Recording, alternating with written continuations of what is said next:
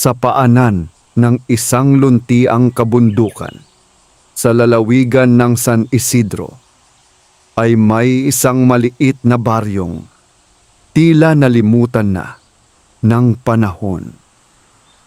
Tahimik ang pamumuhay ng mga tao roon.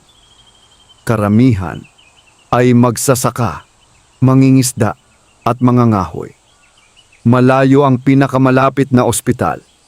Kaya't sa tuwing may magkakasakit, umaasa lamang sila sa mga halamang gamot, dasal, at sa iisang taong matagal nang kinikilala bilang tagapagpagaling ng kanilang komunidad. Si Mang Elias ay isang matandang albularyo na 70 taong gulang. Hindi siya mayaman, ngunit sagana siya sa paggalang ng mga tao. Ang kanyang kubo ay napapaligiran ng iba't ibang halamang gamot, lagundi, sambong, tiyanggubat, yerba buena, at daan-daang iba pang halamang. Siya lamang ang nakaalam kung paano gamitin. Hindi kailanman naningil ng mahal si Mang Elias. Kapag may lumalapit na kapos sa buhay, sapat na sa kanya ang isang bungkus ng gulay, ilang pirasong itlog o simpleng pasasalamat.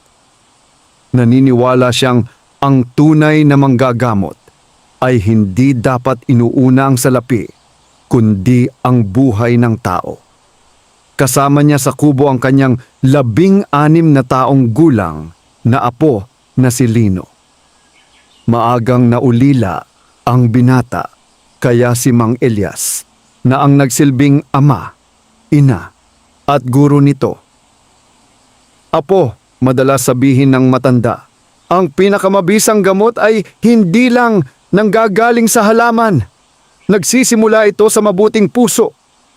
Lumaki si Lino, nasaksi sa walang sawang paglilingkod ng kanyang lolo.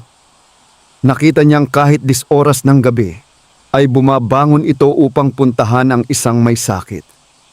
Kahit umuulan at maputik ang daan, hindi ito nagdadalawang isip na maglakad ng ilang kilometro upang makatulong. Isang hapon matapos gamutin ang isang batang may matinding lagnat, napansin ni Mang Elias ang kakaibang katahimikan ng kagubatan. Wala ang karaniwang huni ng mga ibon, maging ang hangin ay tila huminto sa pag-ihip. Nararamdaman mo ba yun, apo? Tanong niya. Opo, lo. Parang may kakaiba. Hindi nagtagal ay narinig nila ang mahinang iyak ng isang maliit na ibon. Mula sa malalim na bahagi ng kagubatan. Agad nilang sinundan ang tunog. Habang papalalim sila sa masukal na daan, lalo nilang naramdaman ang kakaibang lamig ng paligid. Nang marating nila ang isang malaking puno ng balete, tumambad sa kanila ang isang pambihirang tanawin. May isang maliit na sisiw na kulay ginto ang balahibo. Hindi ito ordinaryong sisiw. Ang mga balahibo nito ay kumikislap na tila sinisinagan ng araw kahit makapal ang ulap. Ang mga mata nito ay kulay bughaw na tila may sariling liwanag.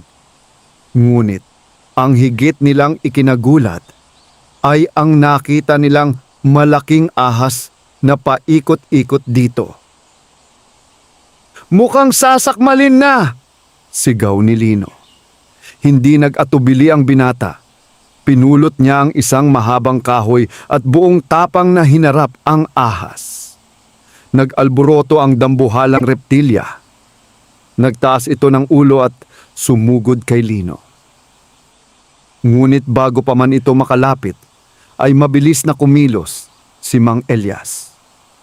Kumuha siya ng pulbos mula sa maliit na supot na palagi niyang dala at inihagis iyon sa ahas habang binibigkas ang isang sinaunang panalangin na itinuro pa sa kanya ng kanyang ninuno. mistulang napahinto ang mabangis na hayop. Unti-unti itong umatras hanggang tuluyang gumapang papalayo sa masukal na damuhan. Nang mawala ang panganib, ay agad na kinuha ni Lino ang kakaibang sisiw. Laking gulat nila nang maramdaman nilang mainit ito, ngunit hindi nakapapaso. Pagkarga pa lamang ni Lino ay tumigil na sa pag-iyak ang munting nilalang. Tumingin ito ng diretso sa mukha ni Mang Elias. Pagkatapos ay marahang tumuka sa palad ng matanda. Biglang kumalat ang isang banayad na init sa buong katawan ni Mang Elias. Napaatras siya. "Lo, ayos lang po ba kayo?" Tahimik lamang ang matanda. Unti-unti niyang inangat ang kanyang kanang kamay. Matagal na siyang may pananakit sa mga kasukasuan dahil sa katandaan. Ngunit sa unang pagkakataon matapos ang maraming taon, nawala ang kirot. Ilang ulit niyang ikinuyom ang kanyang palad. Hindi siya makapaniwala. Parang gumaan ang pakiramdam ko. Napangiti si Lino. "Baka himala yun." Hindi agad nagsalita si Mang Elias. Bilang isang albularyo, sanay siyang maghanap ng lohikal na paliwanag sa bawat pangyayari. Ngunit ang nasaksihan niya ay lampas sa kanyang karanasan. Dinala nila ang sisiw pa uwi. Pagdating sa kubo ay gumawa sila ng maliit na pugad mula sa tuyong damo at malambot na tela. Hindi kumain ng mais ang sisiw. Hindi rin ito uminom ng tubig. Sa halip ay lumabas ito ng kubo pagsapit ng dapit hapon. Akala nila ay tuluyan na itong aalis. Ngunit makalipas ang ilang minuto, ay bumalik itong may dalang isang kakaibang halamang hindi pa kailanman nakita ni Mang Elias. Agad niya iyong sinuri. Napakabango ng dahon. May manipis na gintong guhit ang bawat ugat nito. Nang durugin niya ang dahon at ipahid sa sugat na natamo ni Lino habang nakikipaglaban sa ahas, mabilis na huminto ang pagdurugo. Kinabukasan ay halos maghilom na ang sugat. Napanganga si Lino. "Lo, parang mahika." Hindi ko pa masasabi. Mula noon ay napansin nilang tuwing madaling araw ay lumalabas ang sisiw at bumabalik na may dalang iba't ibang halamang gamot na hindi matatagpuan sa karaniwang kagubatan. Unti-unting lumawak ang kaalaman ni Mang Elias sa panggagamot. Dumami ang mga taong gumagaling sa kanyang mga inihahandang lunas. May isang batang halos 1 linggo nang nilalagnat. Pagkatapos lamang ng 2 araw na gamutan, tuluyan itong gumaling. May matandang halos hindi na makalakad dahil sa rayuma. Makalipas ang ilang linggo ay nakapaglalakad na muli ng walang tungkod. Unti-unting kumalat ang balita. May kakaibang biyayang sumama kay Mang Elias.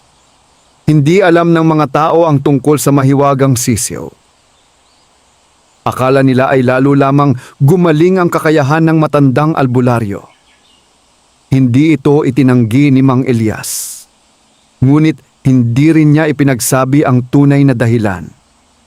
Isang gabi, habang natutulog ang maglolo, nagising si Lino dahil sa mahinang liwanag na nagmumula sa pugad. Lumabas siya ng silid. Nakita niyang ang sisiw ay napapalibutan ng gintong sinag. Isa-isa itong tumutuka sa lupa. Sa bawat tuka ay may tumutubong maliliit na halamang hindi pa niya nakikita kailanman. Hindi lamang iyon. may isang matandang babaeng nakasuot ng puting kasuotan na nakatayo sa labas ng kubo. Hindi siya nagsasalita. Ngumiti lamang siya kay Lino. Pagkatapos ay tumingin siya sa mahiwagang sisiw. Sapagkat pinili kayo ng tadhana, ingatan ninyo ang biyayang nasa inyong pangangalaga. Bakit po? Sino kayo? Nanginginig na tanong ni Lino. Hindi na sumagot ang matanda. Unti-unti siyang naglaho kasabay ng pagbugso ng malamig na hangin. Kinabukasan ay ikinuwento ni Lino ang lahat kay Mang Elias. Hindi nagsalita ang matanda. Matagal siyang nakatanaw sa pugad ng sisiw. May kung anong alaalang muling nabuhay sa kanyang isipan. Noong bata pa siya, ay minsan nang ikinuwento ng kanyang sariling lolo ang isang sinaunang alamat. Ayon dito, may isang banal na sisiw na ipinapadala lamang kapag ang mundo ay nangangailangan ng taong gagamit ng kapangyarihan nito para sa kabutihan. Ngunit may kalakip na babala. Kapag ang mahiwagang nilalang ay ginamit para sa kasakiman, unti-unti nitong babawiin ang lahat ng biyayang ipinagkaloob. At darating ang panahong may mga taong gagawin ang lahat upang maagaw ito. Mahigpit na napahawak si Mang Elias sa balikat ni Lino.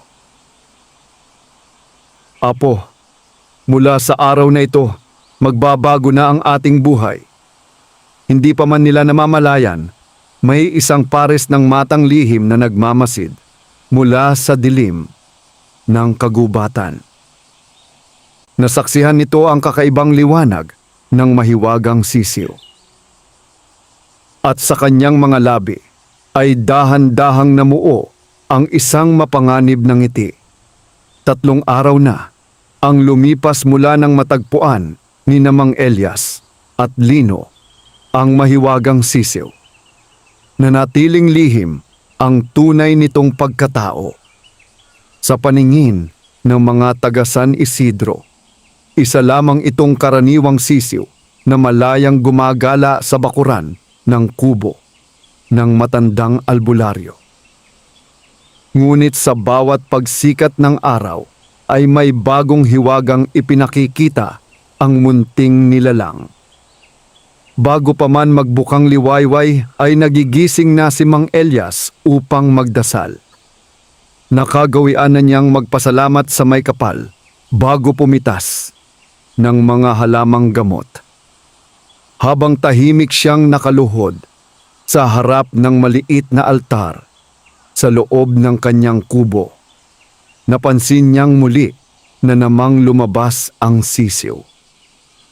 Hindi ito naglakad ng basta-basta. Parang may sinusundan itong direksyon na tanging ito lamang ang nakaalam. Tahimik itong nagtungo sa likod ng bahay kung saan tumutubo ang mga halamang gamot. Doon ay marahan itong tumuka sa lupa ng 3 ulit. Makalipas lamang ang ilang sandali, ay umusbong ang isang halamang may mapupulang dahon at maliliit na puting bulaklak. Lumapit si Mang Elias. Hindi niya iyon kailanman nakita sa buong buhay niya. Marahan niyang pinisil ang isang dahon. Lumabas ang malinaw na dagta na may kaaya-ayang amoy. Hindi ito kabilang sa alinmang halamang kilala ko, bulong niya. Maingat niyang inani ang ilang dahon at inilagay sa kanyang sisidlan. Makalipas ang ilang oras, ay nagsimulang dumating ang mga pasyente. Kabilang sa kanila ang isang magsasakang nagngangalang Teban. Halos hindi na ito makatayo dahil sa matinding pananakit ng tiyan. Namumutla ang mukha nito at nanginginig sa sakit. Nakikiusap ako, Mang Elias. Halos pabulong nitong sabi. 3 gabi na akong hindi makatulog. Pinaupo siya ng matanda at sinuri ang kanyang kalagayan. Pinakuluan niya ang bagong halamang ibinigay ng mahiwagang sisiw at hinaluan ng ilang halamang matagal na niyang ginagamit. Pagkaraan ng ilang minuto ay pinainom niya si Teban. Tahimik lamang ang lahat habang hinihintay ang magiging epekto. Lumipas ang ilang sandali.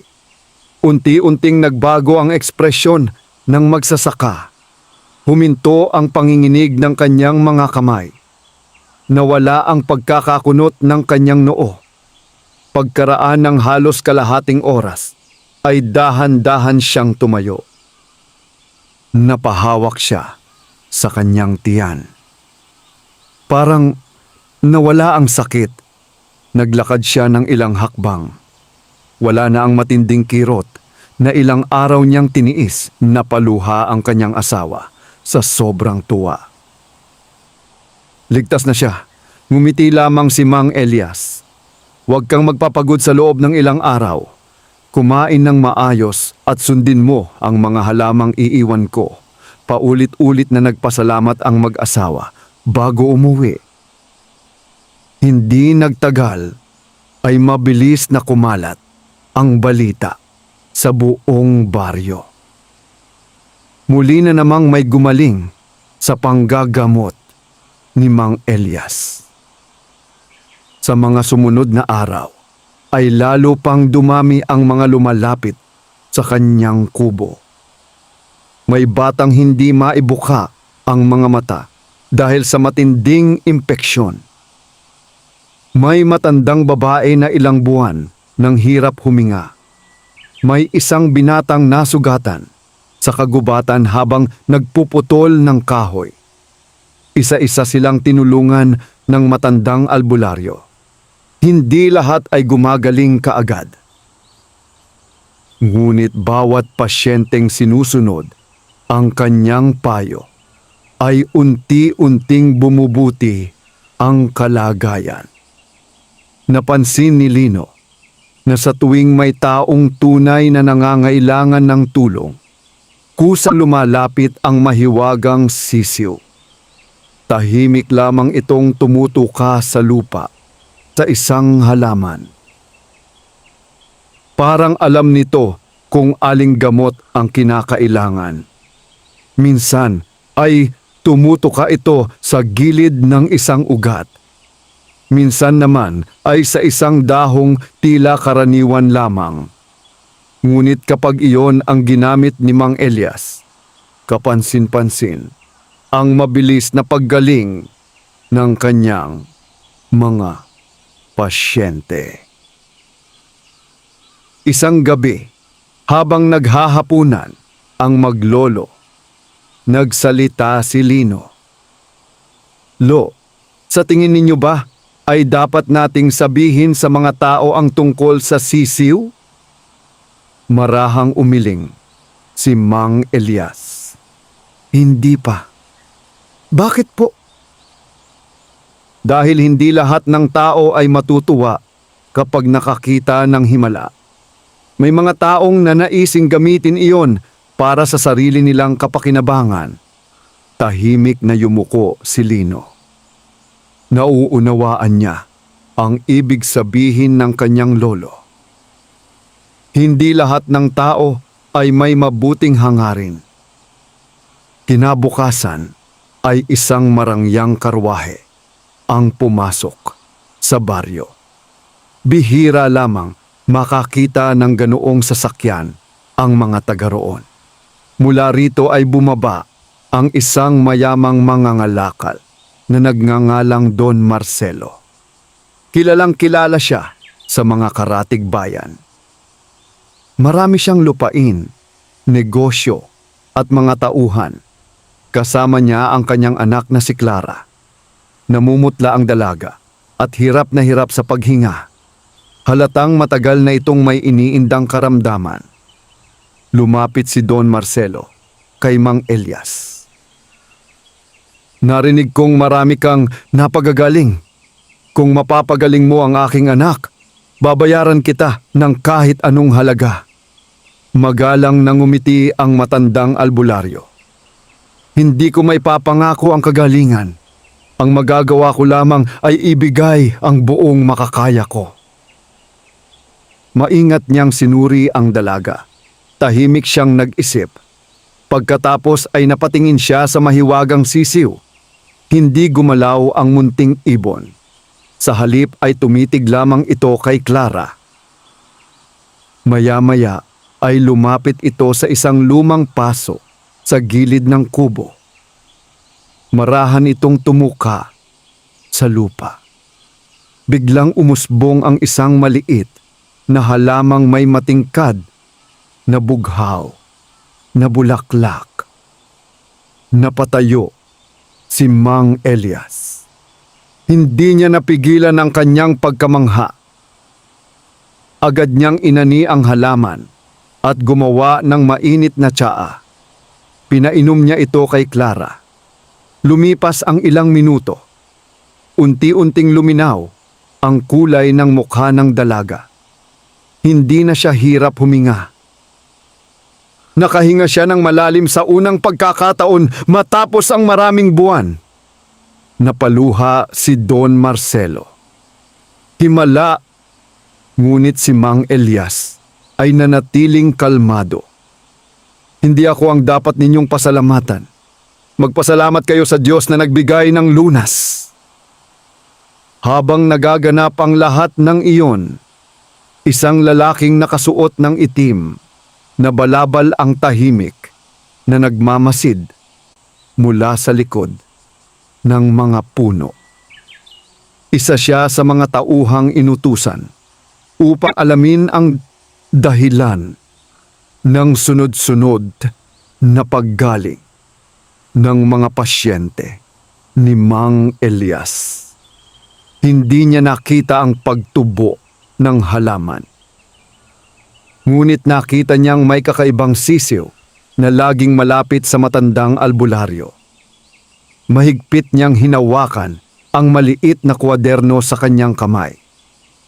Isinulat niya ang bawat detalye.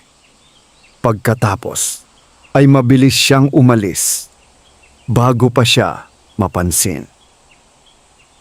Pagsapit ng gabi ay nakarating siya sa isang malaking mansyon sa kabilang bayan. Sa loob nito ay naghihintay ang isang matandang lalaki na kilala sa tawag na Don Isidro. Isa itong napakayamang kolektor ng mga pambihirang bagay. Naniniwala siyang mabibili ng salapi ang lahat ng nasa mundo. Lumuhod ang tauhan sa kanyang harapan. Nalaman ko na ang lihim ni Mang Elias. Tahimik na ngumiti si Don Isidro. Ano ang nakita mo? May isang kakaibang sisiw na hindi humihiwalay sa kanya. Sa tuwing naroon ang sisiw, may mga halamang lumilitaw na hindi pa kailanman nakita ng mga tao. Unti-unting tumayo ang matanda.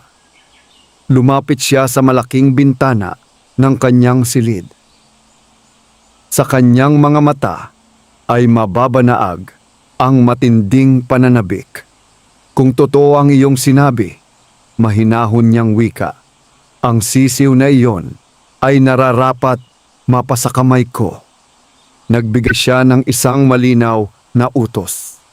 Huwag ninyo munang gagalawin ang albularyo. Pagmasdan lamang ninyo siya. Kapag nakatiyak tayong tunay na mahiwaga ang sisiw, hindi na ito muling makababalik sa kanyang kubo. Mula nang kumalat ang balita tungkol sa sunod-sunod na paggaling ng mga pasyente ni Mang Elias. Halos araw-araw ay may mga taong nagmumula sa iba't ibang baryo upang humingi ng tulong. Ang dati tahimik na bakuran ng kanyang munting kubo ay napupuno na ng mga naghihintay na magpatingin. Hindi nagbago ang matandang albularyo. Patuloy siyang gumigising bago sumikat ang araw upang magdasal. Pagkatapos ay inaalagaan niya ang kanyang mga halamang gamot kasama si Lino. Ang mahiwagang sisiw naman ay malayang gumagala sa paligid, tila isang ordinaryong alagang ibon na walang anumang pambihirang katangian. Ngunit alam ng maglolo na sa likod ng simpleng anyo nito ay nakatago ang isang dakilang biyaya. Isang maulan na umaga, dumating sa kanilang kubo ang isang mag-asawang halos hindi na makatingin sa sobrang pagod. Kasama nila ang kanilang 10 taong gulang na anak na si Nestor. Ang bata ay nakaupo sa isang lumang kariton. Payat ang kanyang pangangatawan at tila matagal nang hindi nakalalakad. Lumapit ang ama kay Mang Elias. "Magandang umaga po. Kami po ay naglakad ng halos 2 araw mula sa kabilang bundok." Napansin ni Mang Elias ang putik sa kanilang mga damit at ang mga sugat sa kanilang mga paa. "Napakalayo ng inyong pinanggalingan," tumango ang lalaki. "Sinabihan po kami na kayo na lamang ang aming huling pag-asa." Tahimik na lumapit si Mang Elias sa bata. "Anong nangyari sa iyo, iho?" Mahina itong ngumiti. "Noong nakaraang taon po, nilagnat ako ng matindi. Pagkatapos noon hindi na ako makatayo." Napaluha ang kanyang ina. "Dinala na namin siya sa iba't ibang manggagamot. Naubos na ang aming ipon. Ipinagbili na rin namin ang aming kalabaw at maliit na palayan." Ngunit wala pa ring pagbabago. Tahimik na nakinig si Mang Elias. Hindi siya agad nagsalita. Maingat niyang sinuri ang mga binti ng bata. Sinubukan niyang igalaw ang mga ito. Halos wala itong maramdaman. Napabuntong hininga ang matanda. Mahabang gamutan ang kakailanganin. Hindi nawalan ng pag-asa ang mga magulang. "Kahit gaano katagal, handa po kaming maghintay." Habang nag-uusap sila, dahan-dahang lumapit ang mahiwagang sisiw. Hindi ito tumigil sa tabi ng bata. Sa halip ay marahan nitong tinuka ang laylayan ng damit ni Mang Elias. Napatingin ang matanda rito. Tahimik niyang sinundan ng sisiw hanggang sa likod ng kubo. Huminto ito sa isang malaking bato na matagal nang naroon. Muli itong tumuka. Biglang gumuhit ang manipis na liwanag sa pagitan ng mga damo. Lumabas ang isang halamang may mahahabang dahong kulay esmeralda at maliliit na bulaklak na kulay ginto. Hindi maitago ni Mang Elias ang kanyang pagkamangha. Sa buong buhay niya ay ngayon lamang niya nakita ang halamang iyon. Maingat niya itong inani at nagpasalamat sa Diyos bago ito dinala sa loob ng kubo. Pinakuluan niya ang mga dahon nito kasama ng ilang halamang kilala na niyang nakapagpapalakas ng mga ugat at kalamnan. Habang hinihintay ang pagkulo ng pinaghalong gamot, ay minasahe niya ang mga binti ni Nestor gamit ang isang langis na siya mismo ang gumawa. Matiyaga niyang ginawa ang bawat galaw. Hindi siya nagmadali. Naniniwala siyang ang tunay na paggaling ay hindi minamadali. Matapos lumamig ang halamang gamot, ay pinainom niya ang bata. "Magpapahinga muna siya rito ngayong araw," sabi ni Mang Elias. Walang pag-aalinlangan ang mga magulang. Sa buong maghapon ay nanatili silang kasama ng kanilang anak. Pagsapit ng hapon ay muling nilagyan ni Mang Elias ng halamang gamot ang mga binti ni Nestor. Makalipas ang ilang sandali ay napakunot noo ang bata. "Ama! Mabilis na lumapit ang kanyang ama. "Bakit, anak? Parang may nararamdaman akong init." Napatingin ang lahat kay Mang Elias. Tahimik lamang siyang ngumiti. "Huwag kayong magmadali. Magandang palatandaan yan." Kinabukasan ay ipinagpatuloy nila ang gamutan. Sa ikatlong araw ay muling nagsalita si Nestor. "Parang kumikirot ang mga paa ko." Napaluha ang kanyang ina. Mahigit 1 taon nang wala itong anumang nararamdaman sa kanyang mga binti. Ngayon ay muli na niyang nararamdaman ang mga ito. Lumipas pa ang ilang araw. Isang umaga ay hinawakan ni Mang Elias ang 2 kamay ng bata. "Subukan mong tumayo." Kinabahan ang mga magulang. Maging si Lino ay hindi mapakali. Dahan-dahang itinukod ni Nestor ang kanyang mga paa. Sa una ay nanginginig ang kanyang mga tuhod. Akala ng lahat ay muli siyang babagsak. Ngunit nanatili siyang nakatayo. Isang hakbang. Pagkatapos ay isa pa. Bagaman mabagal, malinaw na nakalalakad na siyang muli. Napayakap ang kanyang ina sa kanya habang umiiyak sa tuwa. Ang kanyang ama naman ay lumuhod sa harapan ni Mang Elias. "Hindi sapat ang habang buhay naming pasasalamat." Agad siyang pinatayo ng matanda. "Huwag sa akin. Ang bawat kagalingan ay biyayang ipinagkakaloob ng Diyos. Tayo lamang ay naging kasangkapan." Nagpasalamat ang buong pamilya bago sila umuwi. Hindi sila nag-iwan ng salapi. Sa halip ay iniabot nila ang isang maliit na bayong na puno ng sariwang gulay at ilang pirasong kamote. Masayang tinanggap iyon ni Mang Elias. "Sapat na ito, ang inyong taos-pusong pasasalamat ang pinakamahalagang kabayaran." Samantala, mula sa di kalayuan ay muling may mga matang nagmamasid. 2 tauhan ni Don Isidro, ang lihim na nakasubaybay sa kubo. Nasaksihan nila ang unti-unting paggaling ng bata. Hindi man nila nakita ang buong proseso, sapat na ang kanilang nakita upang lalo silang maniwala na may pambihirang kapangyarihang nakatago sa paligid ng matandang albularyo. Pagsapit ng gabi ay bumalik sila sa mansyon. Tahimik na nakinig si Don Isidro sa kanilang ulat. "Isang batang hindi na makalakad ang muling nakalakad?" tanong niya. "Opo." "At sigurado kayong naroon pa rin ang sisiw?" "Opo. Hindi ito humihiwalay sa kubo ni Mang Elias." Ngumiti ang matandang mayaman. Unti-unti niyang iniikot ang hawak na tungkod.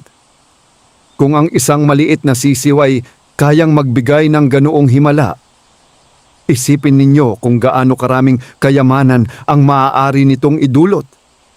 Tahimik na nagkatinginan ang kanyang mga tauhan. May masama silang kutob sa mga susunod na mangyayari. Ngunit wala ni isa sa kanila ang nangahas na sumalungat sa kanilang amo.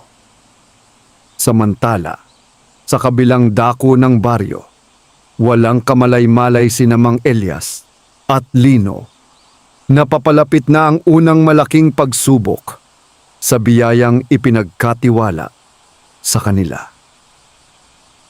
At sa unang pagkakataon mula nang dumating ang mahiwagang sisiw, naramdaman nito ang nalalapit na panganib. Tahimik itong tumingala sa maliwanag na buwan. Sa mga mata nito ay muling sumilay ang kakaibang gintong liwanag na tila babala sa isang unos na malapit nang dumating. Lumipas ang ilang linggo at ang pangalan ni Mang Elias ay umabot na sa mga karatig bayan.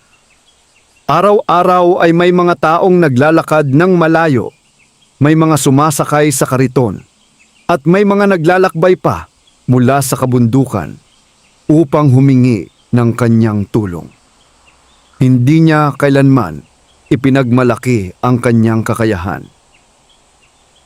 Sa bawat pasyenteng gumagaling ay iisa lamang ang kanyang sinasabi. Ang tao ay may tungkuling magpagaling. Ang Diyos ang nagbibigay ng kagalingan. Lalong tumaas ang paggalang ng mga tao sa matandang albularyo. Ngunit kasabay ng pagdami ng mga gumagaling ay ang pagdami rin ng mga taong nais tuklasin ang lihim ng kanyang pambihirang kakayahan. Isang maagang umaga, isang lalaki ang dumating sa kubo ni Mang Elias. Nakasuot siya ng lumang salakot at kupas na damit. May dala siyang maliit na supot na tila naglalaman lamang ng ilang pirasong tinapay. Ang kanyang pangalan ay Arturo. Tahimik lamang siyang pumila kasama ng iba pang naghihintay. Hindi siya nagreklamo kahit maghapon siyang nakatayo. Nang siya na ang tawagin ay magalang siyang yumuko. "Magandang hapon po." "Magandang hapon din," sagot ni Mang Elias. "Ano ang maitutulong ko sa iyo?" Napabuntong hininga ang lalaki. "Hindi po ako ang may sakit." "Sino?" "Ang aking asawa." Ikinuwento ni Arturo na halos 1 taon nang nakaratay ang kanyang kabiyak na si Rosa. Unti-unti itong nanghina matapos magkaroon ng matinding lagnat. Hindi na ito makabangon at halos mawalan na rin ng ganang kumain. Naubos na ang kanilang naipon. Nakapagpatingin na sila sa iba't ibang manggagamot, ngunit wala pa ring pagbabago. "Tanging kayo na lamang po ang aming pag-asa." Tahimik na nakinig si Mang Elias. Hindi siya nagbigay ng pangakong hindi niya kayang tuparin. "Sasamahan kita." Nagulat si Arturo. "Hindi na po ba kailangang dalhin ko rito ang aking asawa? Kung hindi na niya kayang bumiyahe, ako ang pupunta sa kanya." Napaluha ang lalaki. "Maraming salamat po." Kinabukasan, maagang naglakbay sina Mang Elias at Lino patungo sa kabilang baryo. Tahimik na sumunod ang mahiwagang sisiw. Hindi ito lumilipad ng mataas. Paminsan-minsan ay dumadapo ito sa balikat ni Lino. Saka muling lumilipad sa unahan na tila ginagabayan sila. Pagdating nila sa bahay ni na Arturo, ay agad nilang nakita ang kalagayan ni Rosa. Napakapayat nito, maputla ang mukha at mabagal ang paghinga. Maingat na sinuri ni Mang Elias ang babae. Pagkatapos ay tumingin siya sa mahiwagang sisiw. Tahimik lamang itong nakatitig kay Rosa. Makalipas ang ilang sandali, ay lumipad ito palabas ng bahay. Sinundan ito ni Mang Elias at Lino. Huminto ang sisiw sa gilid ng isang maliit na sapa. 3 ulit itong tumuka sa lupa. Unti-unting umusbong ang isang halamang may mahahabang dahon na kulay luntian at mga bulaklak na kulay pilak. Hindi pa kailanman nakita ni Mang Elias ang halamang iyon. Marahan niyang pinutol ang ilang dahon nito. Gaya ng dati, bulong niya, may panibago na namang biyaya. Bumalik sila sa bahay.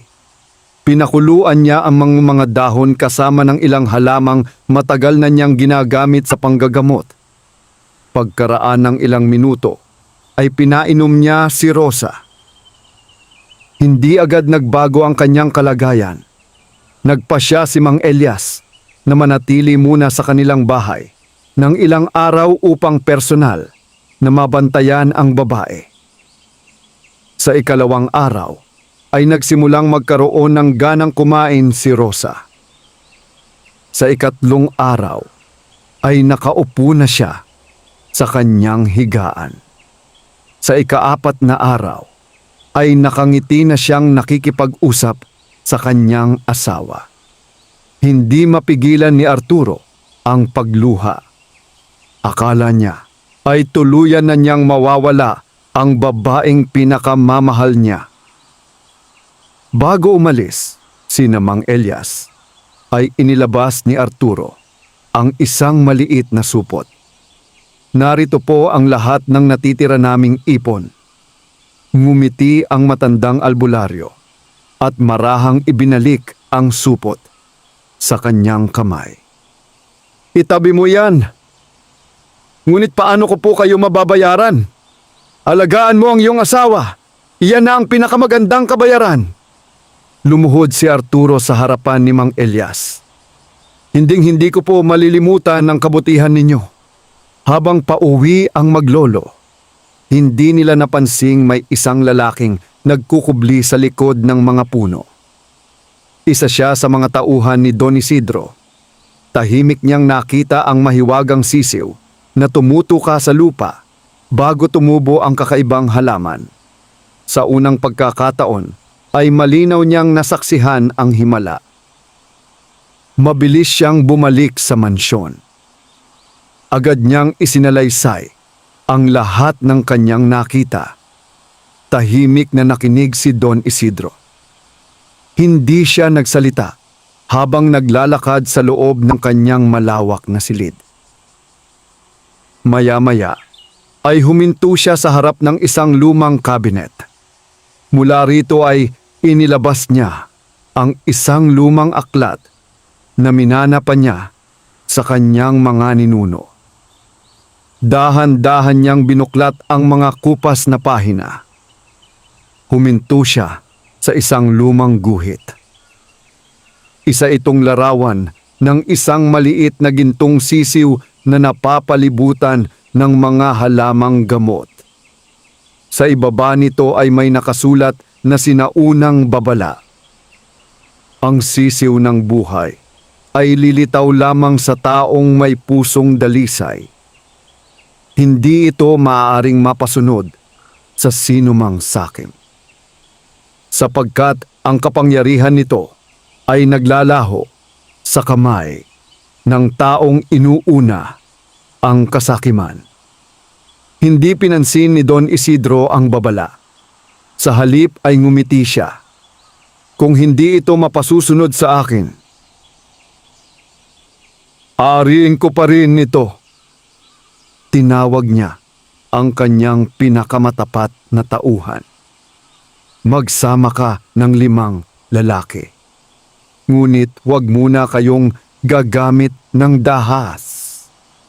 Ako mismo ang makikipag-usap kay Mang Elias. Sa kanyang isipan, naniniwala siyang walang taong makatatanggi sa napakalaking halaga ng salaping kaya niyang ialok.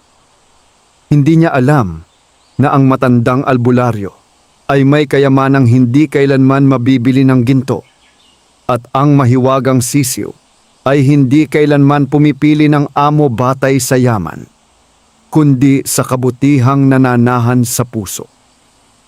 Maagang sumikat ang araw sa baryo ng San Isidro. Katatapos lamang ni Mang Elias na diligan ang kanyang mga halamang gamot, mapansin niyang may 5 lalaking papalapit sa kanyang kubo. Maayos ang kanilang pananamit at sa likuran nila ay may isang marangyang karwaheng hila ng 2 kabayo. Maya-maya ay bumaba mula sa karwahe ang isang matandang lalaki na may tindig ng isang makapangyarihang tao. Siya si Don Isidro. Tahimik na pinagmamasdan siya ng mga taga-baryo. Bihira silang makakita ng isang mayamang gaya niya na pumupunta sa kanilang liblib na lugar. Lumapit si Don Isidro kay Mang Elias at magalang na yumuko. Magandang umaga. Magandang umaga rin po, sagot ni Mang Elias. Ako si Don Isidro. Narinig ko na po ang inyong pangalan. Ngumiti ang matanda. Maganda ang mga sinasabi nila tungkol sa iyo. Hindi ako karapat-dapat sa mga papuring iyon. Ang tunay na manggagamot ay laging mapagpakumbaba, ani ni Don Isidro habang sinusuri ang paligid. Napansin niyang tahimik lamang na naglalakad ang mahiwagang sisiw sa bakuran. Bahagya siyang napangiti. Ngunit itinago niya ang tunay niyang layunin. Naglabas ang kanyang mga tauhan ng ilang malalaking kahon. Isa-isang binuksan ang mga ito. Puno ng salaping pilak. May mga alahas na yari sa ginto.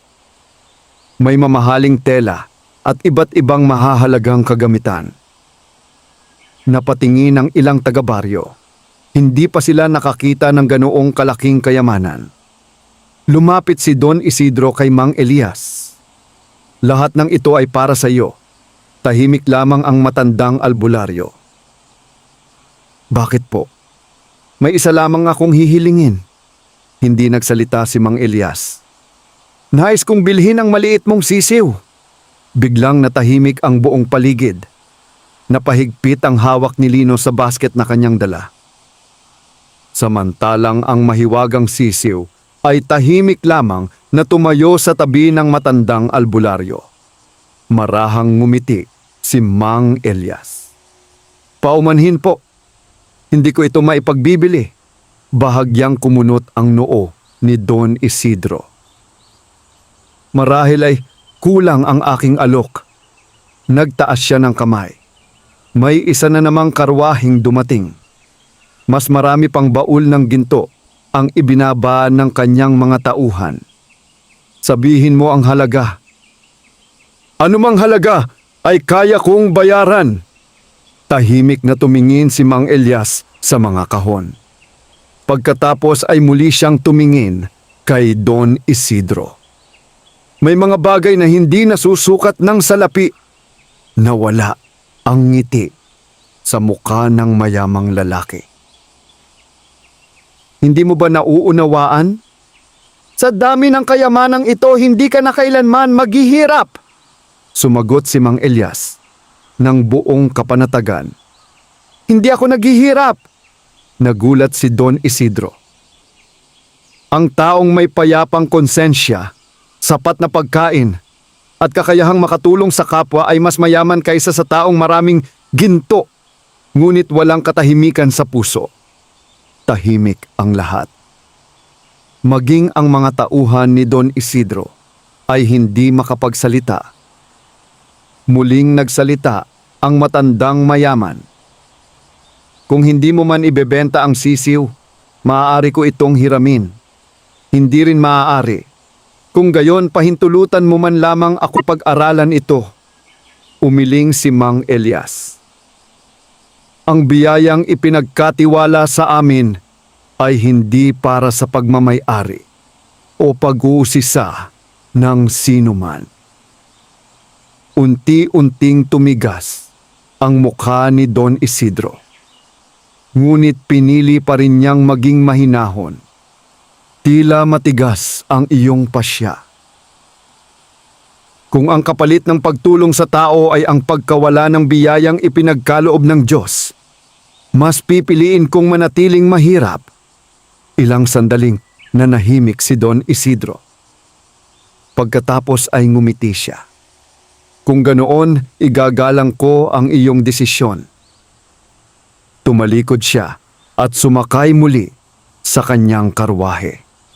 Unti-unting umalis ang kanyang mga tauhan.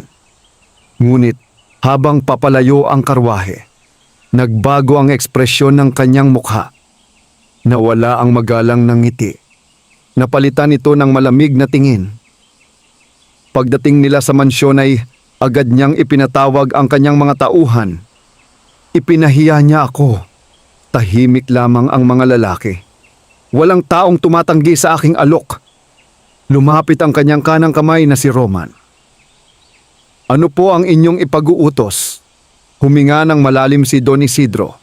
Ngayong gabi, nakawin ninyo ang sisiw. Nagkatinginan ang mga tauhan. Ngunit sinabi po sa lumang aklat na hindi maaaring mapasakamay ng sakim ang mahiwagang nilalang.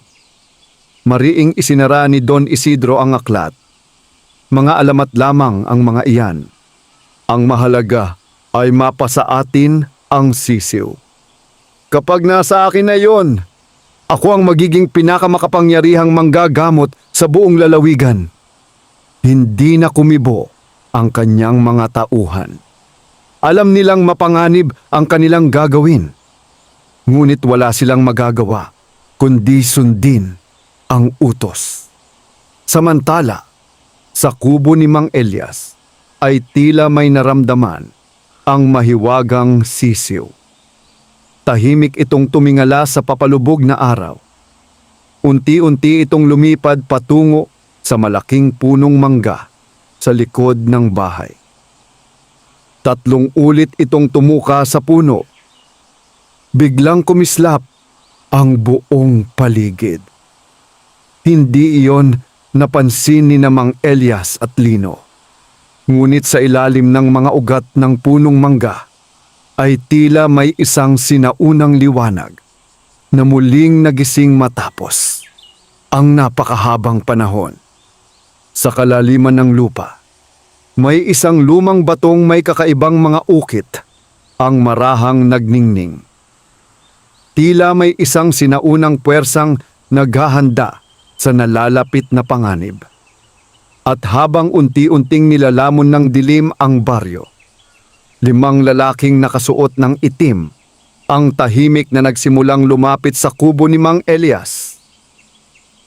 Hindi nila alam na hindi lamang isang matandang albularyo ang kanilang haharapin. May isang mahiwagang biyayang handang ipagtanggol ang sarili laban sa sinumang may pusong puno ng kasakiman. Tahimik na bumalot ang gabi sa baryo ng San Isidro.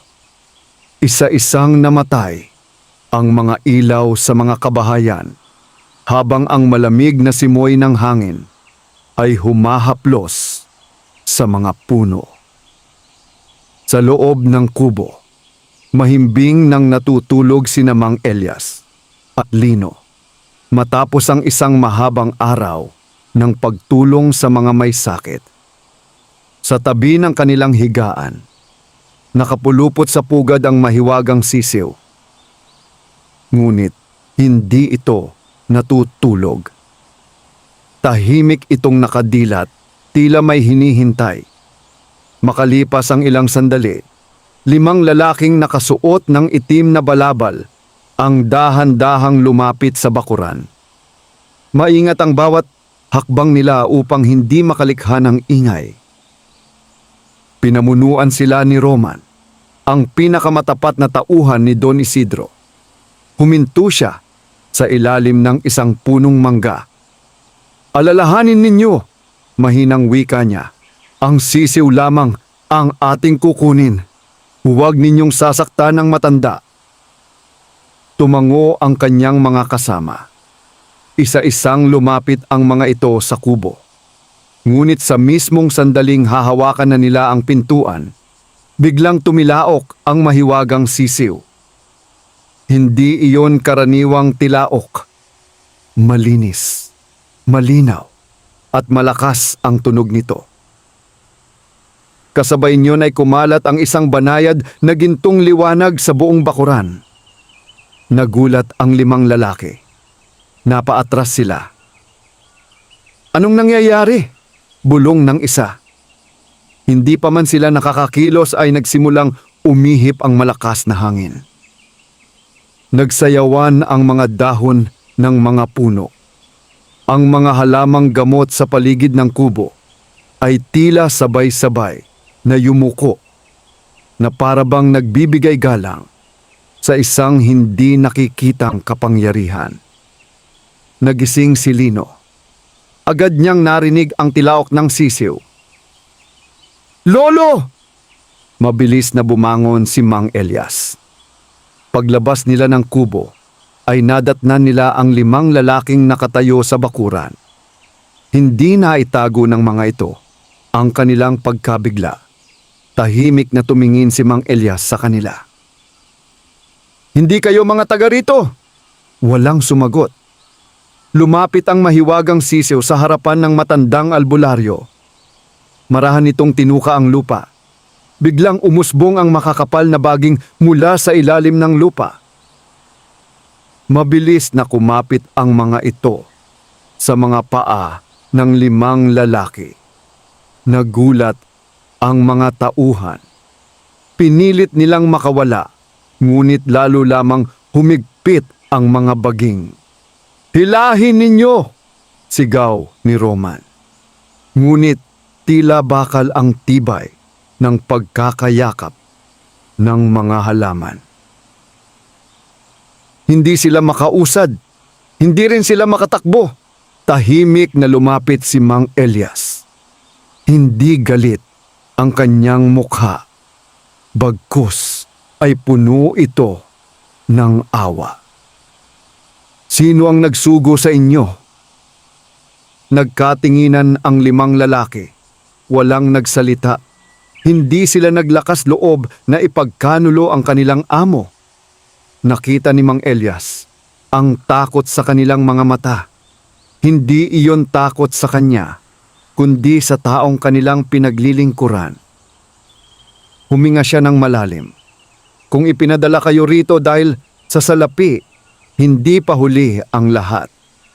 Tahimik pa rin ang mga lalaki. Ang maling utos ay hindi kailanman nagiging tama dahil lamang sa ito ay iniutos ng mayaman. Napayuko si Roman. Sa unang pagkakataon ay nakaramdam siya ng hiya. Hindi kailanman sila sinigawan ni Mang Elias. Hindi rin sila pinagbantaan. Sa halip ay kabutihan ang isinukli nito. Muli namang tumuka ang mahiwagang sisiw sa lupa. Unti-unting lumuwag ang pagkakayakap ng mga baging. Isa-isang nakawala ang 5 lalaki. Nagulat sila. Akala nila ay ipapahuli sila sa mga tanod ng baryo. Ngunit marahang nagsalita si Mang Elias. "Umalis na kayo." Napatitig si Roman. "Hindi ninyo kami ipaaresto?" Umiling ang matanda. "Hindi ko nais na lumala pa ang kasamaan. Umuwi kayo at sabihin sa nagsugo sa inyo na ang himala ay hindi maaring nakawin." Nanatiling tahimik ang mga lalaki. Makalipas ang ilang sandali ay sabay-sabay silang yumuko. "Wala po kaming maipagpapalit sa kabutihang ipinakita ninyo." Pagkatapos ay mabilis silang umalis sa baryo. Habang naglalakad pabalik sa mansyon, walang sino man sa kanila ang nagsalita. Bawat isa ay iniisip ang mga nangyari. Nang makarating sila kay Don Isidro, ay agad silang sinalubong nito. "Nasaan ang sisiw?" Tahimik na yumuko si Roman. "Hindi po namin nakuha." Nagdilim ang mukha ng matanda. "Bakit?" Ikinuwento ni Roman ang lahat ng nangyari. Ang mahiwagang liwanag, ang mga baging, at ang pagpapatawad ni Mang Elias. Hindi makapaniwala si Don Isidro. "Walang saysay ang inyong mga dahilan." Galit niyang inihampas ang kanyang tungkod sa sahig. 5 lalaki kayo laban sa isang matanda." Tahimik lamang si Roman. "Kung nais ninyo pong malaman ang totoo, hindi ang matanda ang kinatatakutan namin, kundi ang kapangyarihang nagpoprotekta sa kanya." Lalong nag-init ang ulo ni Don Isidro. "Kung mahina ang inyong mga loob, ako mismo ang kikilos." Samantala, sa kubo ni Mang Elias ay muling bumalik ang katahimikan. Umupo si Lino sa tabi ng kanyang lolo. "Lo, bakit ninyo sila pinatawad?" Ngumiti ang matanda. "Dahil ang taong naliligaw ay maaari pang makabalik sa tamang landas." At kung bumalik sila, patuloy tayong gagawa ng tama. Tahimik na tumingin si Lino sa mahiwagang sisiw. Ang munting nilalang ay mapayapang nakatayo sa tabi ng mga halamang gamot.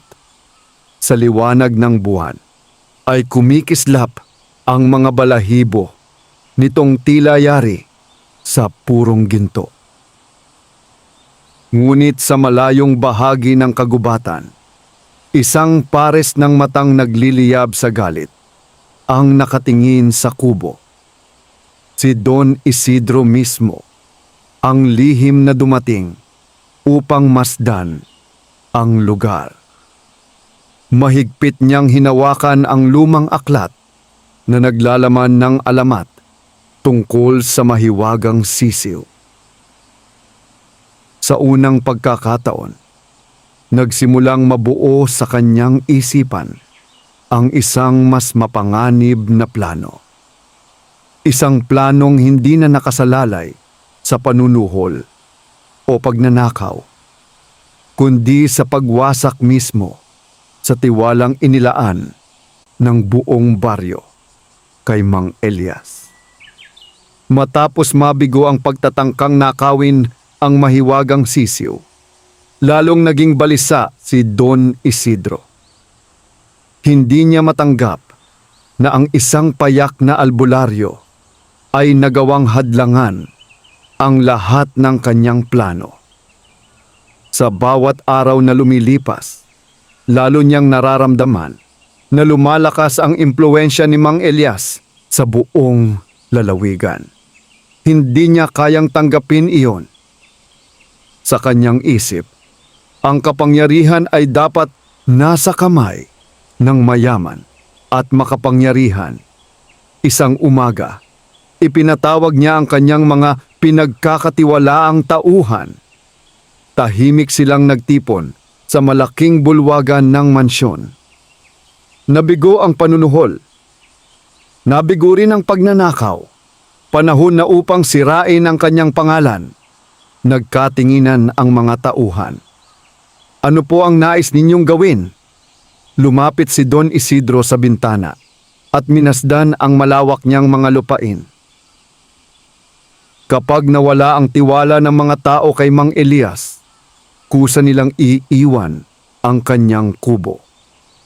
Naglabas siya ng isang supot na puno ng salaping pilak. Ikalat ninyo ang balita na gumagamit siya ng maitim na mahika. Tumango ang ilan sa kanyang mga tauhan. Sabihin ninyo na ang bawat taong gumagaling ay nagkakaroon ng kapalit na sumpa.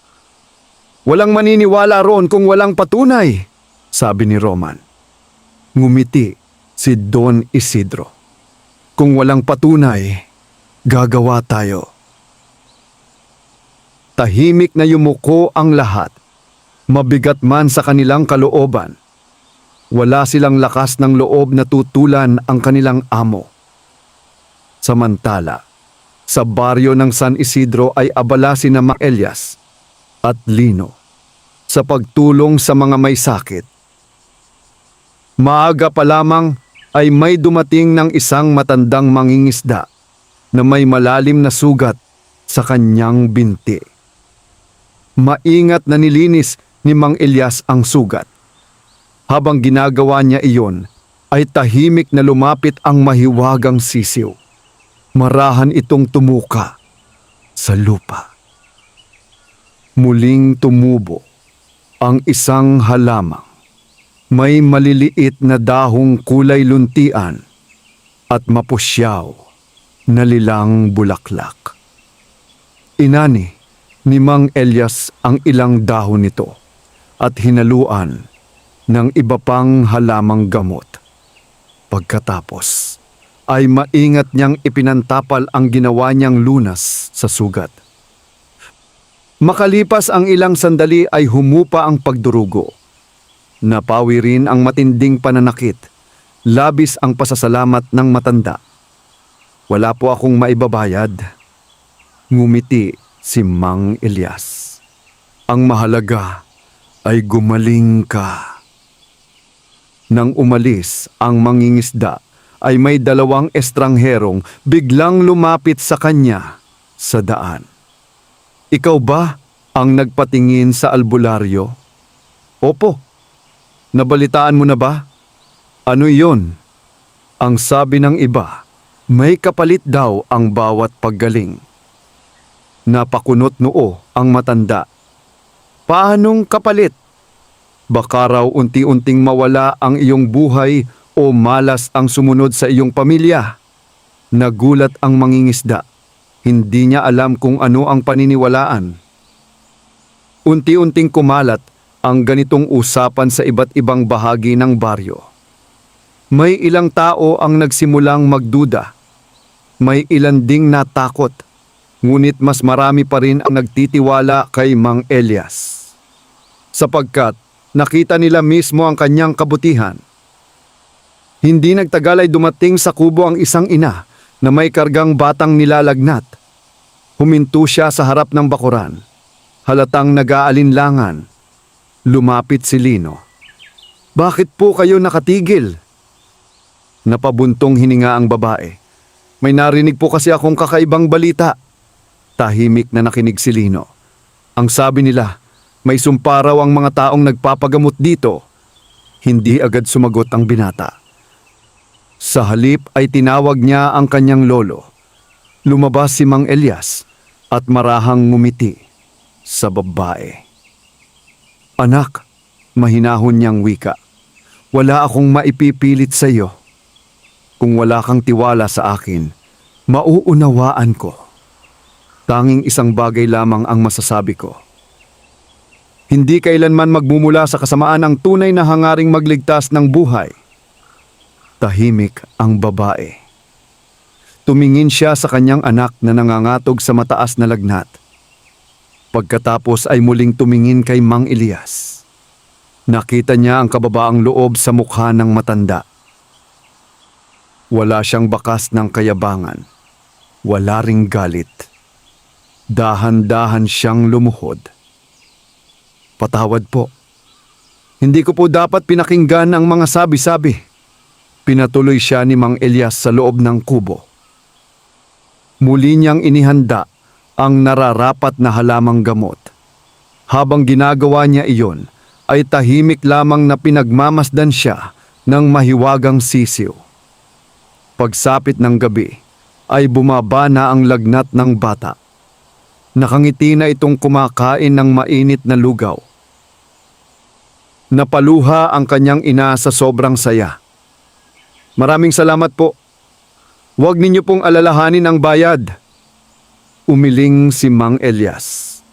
Ang kagalingan ay hindi ipinagbibili. Hindi nagtagal ay kumalat din ang balita tungkol sa paggaling ng bata. Unti-unting nabawasan ang takot ng mga tao. Marami ang nagsimulang magtanong kung sino ang nagpapakalat ng maling balita.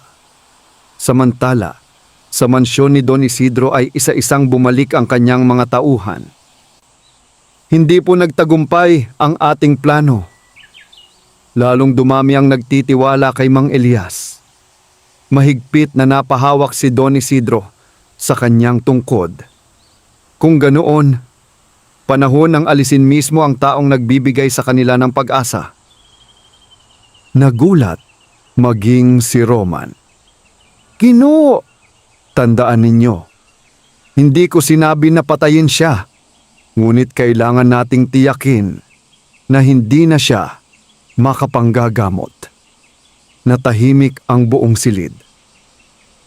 Alam nilang ang bagong utos ng kanilang amo ay higit na mapanganib kaysa sa lahat ng nauna.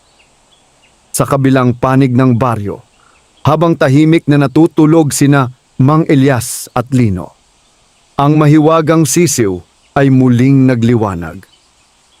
Lumipad ito patungo sa punong mangga sa likod ng kubo. Doon ay marahan nitong tinuka ang lupa. Sa ilalim ng mga ugat ay muling sumiklab ang mahiwagang liwanag. Unti-unting lumitaw ang isang sinaunang kahungyari sa kahoy na nababalutan ng kakaibang mga ukit. Ngunit nanatili itong nakabaon sa lupa. Tila hinihintay nito ang tamang oras upang tuluyang maihayag ang lihim na matagal nang nakatago. At kasabay ng pagsikat ng buwan, isang bagong kabanata ng panganib ang nagsimulang umusbong. Isang panganib na susubok hindi lamang sa katatagan ni Mang Elias, kundi pati sa pananampalataya ng buong baryo. Makalipas ang ilang araw, unti-unting nagbalik ang katahimikan sa baryo ng San Isidro. Bagamat may ilan pa ring naniniwala sa mga maling balitang kumalat, higit na marami ang nagpatuloy sa pagtitiwala kay Mang Elias. Hindi dahil sa mga kwentong kanilang narinig, kundi dahil sa kabutihang personal nilang nasaksihan. Patuloy na dumarating ang mga may sakit. Patuloy ding naglilingkod ang matandang albularyo nang walang hinihinging kapalit. Ngunit isang gabi, may kakaibang pangyayari na muling bumago sa takbo ng kanilang buhay. Nagising si Lino dahil sa banayad na liwanag na pumapasok sa kanilang silid. Pagmulat niya ay nakita niyang wala sa pugad ang mahiwagang sisiw. Agad siyang lumabas ng kubo. Sa likod ng bahay, sa ilalim ng matandang punong mangga, nakita niyang nagliliwanag ang buong paligid. Naroon ang mahiwagang sisiw. Tahimik itong tumutuka sa lupa. Sa bawat tuka nito ay lalong lumalakas ang gintong sinag na nagmumula sa ilalim ng mga ugat ng puno. Maya-maya ay lumabas din si Mang Elias. Hindi siya nagsalita. Tahimik niyang pinagmasdan ang pambihirang tanawin. Unti-unting gumuho ang kaunting lupa sa paanan ng puno. Lumantad ang isang maliit na kahungyari sa matigas na kahoy. Hindi ito karaniwang kahon. Napapalibutan ito ng masiselang ukit ng mga halamang gamot, mga ibon, at mga bituin. Sa gitna ng takip ay nakaukit ang larawan ng isang maliit na sisiw na may nakabukas na mga pakpak. Lumapit si Lino. "Lolo, ano kaya ang laman nito?" Hindi agad sumagot si Mang Elias. Lumuhod muna siya at taimtim na nagdasal. Pagkatapos lamang nito niya marahang hinawakan ang kahon.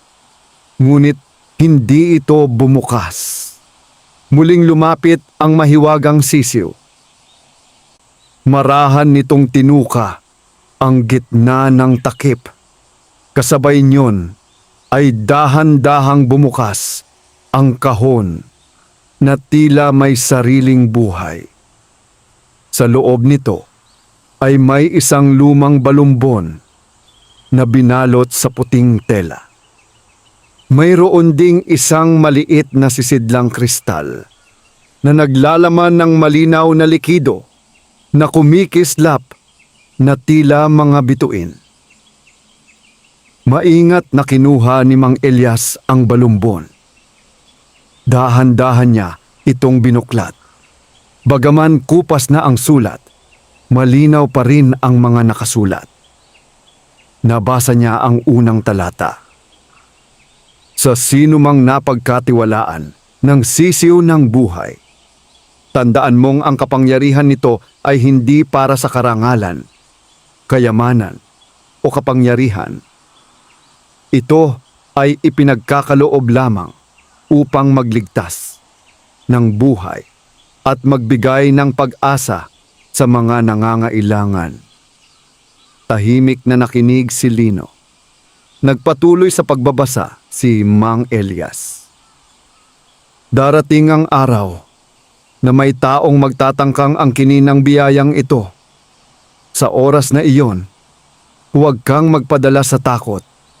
Ang tunay na lakas ng sisiw ng buhay ay hindi nagmumula sa himala, kundi sa pusong nananatiling dalisay sa gitna ng pagsubok. Napabuntong hininga ang matanda. Parang inilalarawan ng balumbon ang mga pangyayaring kasalukuyan nilang nararanasan. May isa pang nakasulat sa pinakahuling bahagi. Kapag dumating ang pinakamadilim na gabi, hanapin ang bukal ng liwanag sa kailaliman ng lumang gubat. Doon matatagpuan ang halamang magpapalakas sa biyayang ipinagkatiwala sa iyo. Napatingin si Mang Elias at Lino sa isa't isa. Hindi pa nila naririnig ang tungkol sa bukal ng liwanag. Ngunit alam nilang may mahalagang dahilan kung bakit ngayon lamang lumitaw ang balumbon. Samantala, sa mansyon ni Don Isidro, isang sugatang tauhan ang dumating. Hinabol po kami ng mga tao sa baryo. Halos wala na pong naniniwala sa mga ipinakalat nating kasinungalingan. Tahimik na nakinig si Don Isidro. Hindi siya nagalit. Sa halip ay tila lalo siyang naging kalmado. Kapag ganoon ang kanyang anyo, higit siyang kinatatakutan ng kanyang mga tauhan. Nalaman ko na ang hinahanap natin. Nagulat si Roman. Ano po iyon? May isang lumang tala sa aking aklat. Nakasaad doon na ang mahiwagang sisiw ay may pinagmumulan ng kapangyarihan.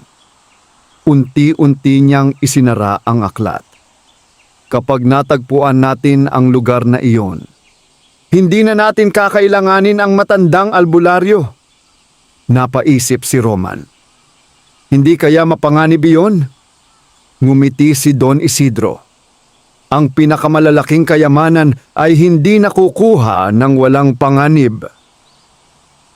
Kinabukasan ay lihim siyang nagpadala ng ilang tauhan sa lumang gubat upang hanapin ang bukal ng liwanag. Hindi niya alam na ang mahiwagang balumbon ay hindi lamang naglalaman ng lihim ng kapangyarihan. May nakatagong babala rin itong hindi pa nababasa ni Mang Elias. Habang papalubog ang araw, muling lumapit ang mahiwagang sisiw kay Mang Elias. Marahan nitong tinuka ang sisidlang kristal na nasa loob ng kahon. Biglang kumislap ang malinaw na likido. Kasabay nito ay nagliwanag ang mga halamang gamot sa buong bakuran. Unti-unting bumango ang hangin, maging ang mga tuyong halaman ay muling nabuhay at nagsimulang mamukadkad. Tahimik na napangiti si Mang Elias. Ngunit sa kanyang puso ay naroon ang isang mabigat na pangamba. Nararamdaman niyang hindi na magtatagal bago dumating ang pinakamalaking pagsubok na haharapin nila. At sa pagkakataong iyon, hindi na sapat ang kabutihan lamang. Kakailanganin din nila ng lakas ng loob, karunungan, at matibay na pananampalataya upang mapangalagaan ang biyayang ipinagkatiwala sa kanila at mailigtas ang maraming buhay na umaasa sa himala ng mahiwagang sisiw. Makalipas ang ilang araw, matapos nilang matagpuan ang sinaunang kahon, hindi mapakali si Mang Elias. Paulit-ulit niyang binabasa ang balumbon. Umaasang may iba pa itong lihim na magbibigay linaw sa kanilang susunod na hakbang. Sa bawat pagbasa ay lalo niyang nauunawaan ang bigat ng responsibilidad na kanyang pinasan. Hindi lamang pala siya tagapagpagaling ng mga may sakit. Siya rin ang tagapag-ingat ng isang biyayang maaaring magligtas ng maraming buhay o magdala ng malaking kapahamakan kapag napunta sa maling kamay. Isang madaling araw, habang nananalangin si Mang Elias, tahimik na lumapit ang mahiwagang sisiw. Marahan nitong tinuka ang balumbon. Pagkatapos ay lumipad ito patungo sa daan papasok sa lumang gubat. Napatingin si Lino sa kanyang lolo. "Lo, parang gusto niya tayong papuntahin doon." Tumango si Mang Elias. "Nararamdaman ko rin yun." Agad nilang inihanda ang kanilang paglalakbay. Nagbaon sila ng tubig, kaunting pagkain, mga halamang gamot, at ilang kasangkapang maaaring kailanganin sa kagubatan. Bago sila umalis, ay lumapit sa kanila ang ilang taga-baryo. "Mag-iingat po kayo. Marami pong nagsasabing mapanganib ang lumang gubat." Ngumiti si Mang Elias. "Hanggat ang ating layunin ay mabuti, hindi tayo dapat pangunahan ng takot." Pagkatapos ng isang maikling panalangin, ay nagsimula silang maglakad. Tahimik ang kagubatan. Mas matataas ang mga puno kaysa sa alinmang lugar na napuntahan nila. Makakapal ang mga ugat na tila ahas na nakahimlay sa lupa. Maging ang sinag ng araw ay halos hindi makapasok dahil sa siksik na mga dahon. Ang mahiwagang sisiw ang nagsisilbing gabay. Hindi ito lumalayo. Paminsan-minsan ay lumilingon ito upang tiyaking sumusunod ang maglolo. Makalipas ang ilang oras, ay nakarating sila sa isang sangang daan. 3 ang maaaring tahakin. Huminto ang sisiw. Marahan nitong tinuka ang daan sa kaliwa. Sinundan nila ito. Hindi pa sila gaanong nakalalayo nang makarinig sila ng mahinang daing. Mabilis na lumapit si Mang Elias. Sa ilalim ng isang malaking puno ay nakita nila ang isang matandang mangangahoy. Namamaga ang kanyang kaliwang binti. Halatang nakagat siya ng makamandag na ahas. Mahina na ang kanyang paghinga. "Naku!" bulong ni Lino. Agad na kumilos si Mang Elias. Nilinis niya ang sugat at gumawa ng halamang panlunas mula sa mga dahong dala niya. Ngunit matapos ang ilang sandali, ay napansin niyang hindi iyon sapat. Masyadong matindi ang lason. Tahimik na lumapit ang mahiwagang sisiw. Tinuka nito ang lupa sa tabi ng isang malaking bato. Biglang tumubo ang isang maliit na halamang may matingkad na bughaw na bulaklak. Agad itong inani ni Mang Elias. Piniga niya ang katas nito at marahang ipinatak sa sugat. Unti-unting humupa ang pamamaga. Lumalim ang paghinga ng matandang mangangahoy. Makalipas ang ilang minuto, ay nabuksan nito ang kanyang mga mata. "Salamat," mahina niyang sambit. "Huwag ka munang magsalita," sagot ni Mang Elias. Tinulungan nila itong makaupo. Ikinuwento ng matanda na matagal na siyang naninirahan malapit sa lumang gubat. Nang marinig niya ang kanilang pakay, ay nagbago ang kanyang anyo. "Hinahanap ninyo ang bukal ng liwanag?" Tumango si Mang Elias. Napabuntong hininga ang matanda. Marami na ang nagtangkang hanapin iyon. Wala ni isa ang nagtagumpay. "Bakit po?" tanong ni Lino. "Dahil hindi sapat ang lakas o talino." Ang bukal ay nagpapakita lamang sa mga taong may dalisay na layunin. Tahimik na nagkatinginan sina Mang Elias at Lino. Ipinagpatuloy nila ang kanilang paglalakbay matapos matiyak na ligtas na ang mga ngahoy. Ngunit hindi nila alam na may mga matang lihim na sumusunod sa kanila. Sa kabilang bahagi ng kagubatan ay naroon ang 3 tauhan ni Don Isidro. Tahimik silang nagtatago sa likod ng makakapal na puno. Huwag tayong magpapahuli. Hayaan nating sila ang maghanap ng bukal. Kapag nakita na nila iyon, saka tayo kikilos. Samantala, habang lumalalim ang kanilang paglalakbay, napansin ni Lino ang kakaibang pagbabago sa paligid. Unti-unting nagliliwanag ang maliliit na bulaklak sa gilid ng daan. Maging ang hangin ay nagdala ng isang mabangong samyo na hindi niya kailanman naamoy.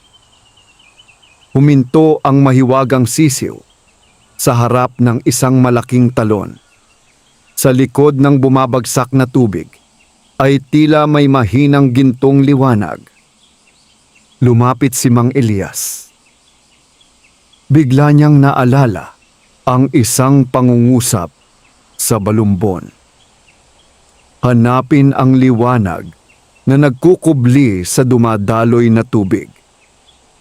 Marahan niyang itinulak ang kurtina ng tubig. Unti-unti nilang nakita ang isang makitid na lagusan. Mula rito ay lumalabas ang maliwanag at banayad na sinag na tila tumatawag sa kanila. Huminga ng malalim si Mang Elias. Narito na tayo. Ngunit bago pa sila tuluyang makapasok sa lagusan, isang malakas na sigaw ang umalingaw-ngaw sa buong kagubatan. Kasunod nito ang mabilis na yabag ng maraming tao. Mula sa likuran ay lumitaw si Don Isidro kasama ang kanyang mga tauhan. May hawak silang mga sulo at matitibay na lubid. Ngumiti ang mayamang lalaki habang nakatitig kina Mang Elias. Maraming salamat. Hindi ko sana matatagpuan ang lugar na ito kung hindi dahil sa inyo. Mahigpit na napahawak si Lino sa kanyang lolo. Samantala, ang mahiwagang sisiw ay dahan-dahang lumipad sa harap nila. Unti-unting nagningning ang mga balahibo nito.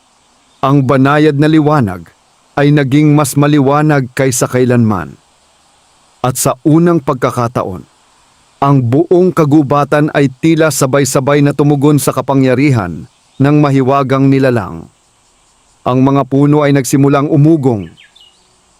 Ang lupa ay bahagyang yumanig. At ang lagusan patungo sa bukal ng liwanag ay unti-unting nagsimulang magsara. Sa gitna ng lumalaking tensyon, napagtanto ni Mang Elias na ang susunod na sandali ang magpapasya kung mananatili sa kabutihan ang biyayang ipinagkatiwala sa kanila o tuluyan itong mahuhulog sa kamay ng kasakiman. Malakas na umugong ang buong lumang gubat habang unti-unting nagsasara ang lagusan patungo sa bukal ng liwanag. Ang gintong sinag na nagmumula sa loob nito ay tila humihina sa bawat sandaling lumilipas. Nakatayo sina Mang Elias at Lino sa harap ng mahiwagang lagusan. Sa kanilang likuran ay si Don Isidro at ang kanyang mga tauhan. Mahigpit ang pagkakahawak ng mayamang lalaki sa kanyang tungkod. "Huwag ninyong hayaang makapasok sila!" sigaw niya. Agad na sumugod ang kanyang mga tauhan. Ngunit bago pa sila makalapit, lumipad ang mahiwagang sisiw at pumailan lang sa himpapawid. Mula sa katawan nito ay kumalat ang isang napakaliwanag na gintong sinag. Napahinto ang lahat. Unti-unting nagliwanag ang buong kagubatan. Ang mga tuyong puno ay muling nabalot ng sariwang dahon. Ang mga lantang bulaklak ay sabay-sabay na namukadkad. Maging ang maliliit na batis na halos matuyo na ay muling umagos ng malinaw. Hindi iyon himalang gawa ng kapangyarihan lamang. Tila ang buong kalikasan ay muling nabuhay. Tahimik na lumapit si Mang Elias sa harap ni Don Isidro. Wala pang huli upang talikuran ang kasakiman, ngunit mariing umiling ang matanda. "Hindi ako aalis nang walang dala." Bigla niyang sinunggaban ang mahiwagang sisew. Ngunit sa sandaling mahawakan niya ito, biglang naglaho ang gintong liwanag sa kanyang mga kamay. Ang munting ibon ay hindi niya magawang hawakan. Tila hangin itong dumaan sa kanyang mga palad. Napaatras si Don Isidro. "Hindi maaari."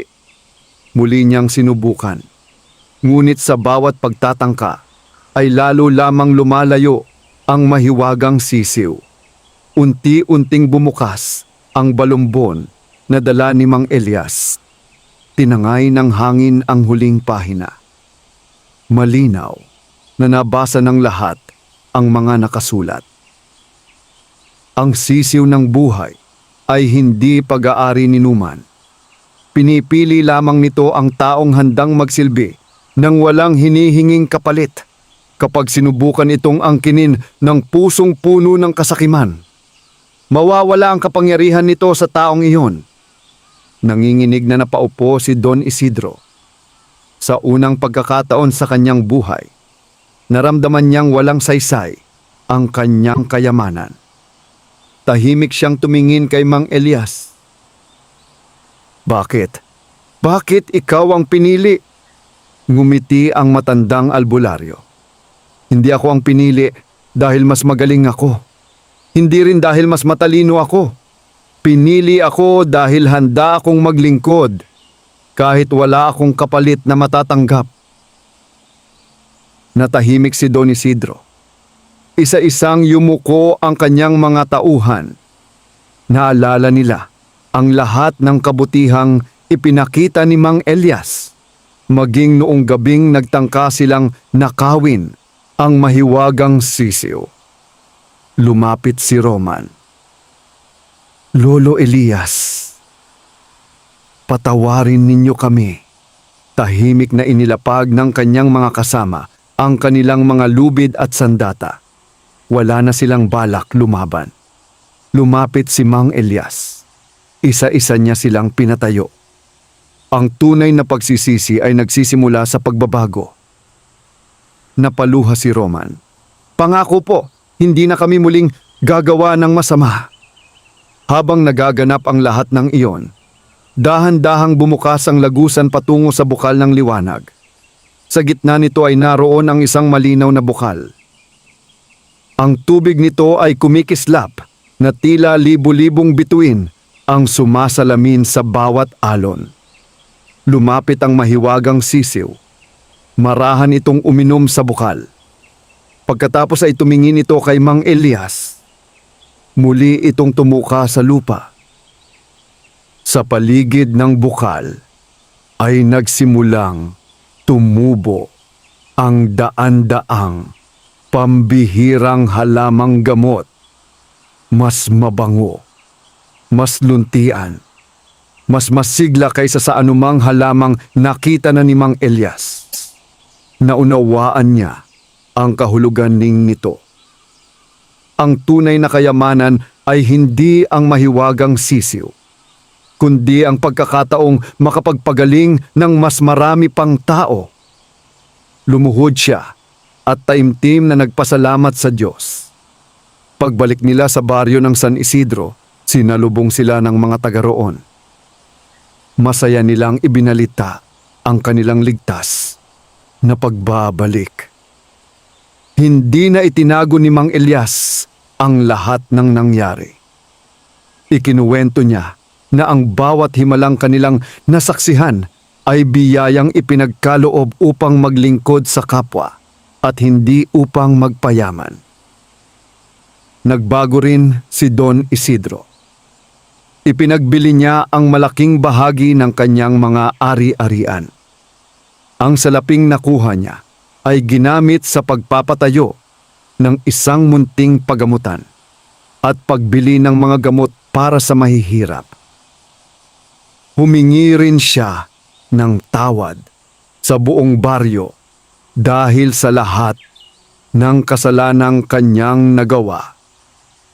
Tinanggap ni Mang Elias ang kanyang paghingi ng tawad. Hindi dahil nakalimutan niya ang nangyari, kundi dahil naniniwala siyang ang taong tunay na nagsisisi ay nararapat bigyan ng pagkakataong magbago. Lumipas ang maraming taon. Naging ganap na manggagamot si Lino.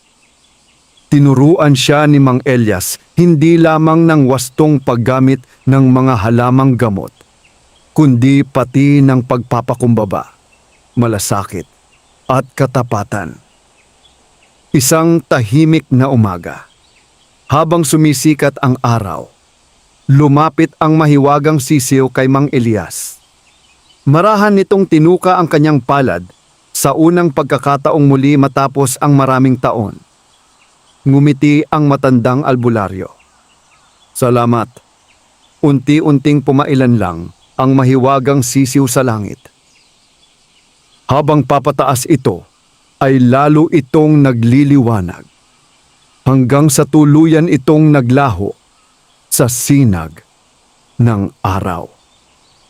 Hindi na ito muling nakita ng sinuman. Ngunit nanatili ang mga halamang iniwan nito. Patuloy ding nabuhay ang kaalamang ipinasa ni Mang Elias kay Lino. Sa paglipas ng mga salinlahi, naging alamat ang kwento ng matandang albularyo at ng mahiwagang sisiw. Isang alamat na nagpapaalala sa bawat makaririnig nito na ang pinakadakilang himala ay hindi ang kapangyarihang magpagaling ng karamdaman. Ang tunay na himala ay ang pusong marunong magmahal, magpatawad at maglingkod ng walang hinihintay na kapalit. Wakas.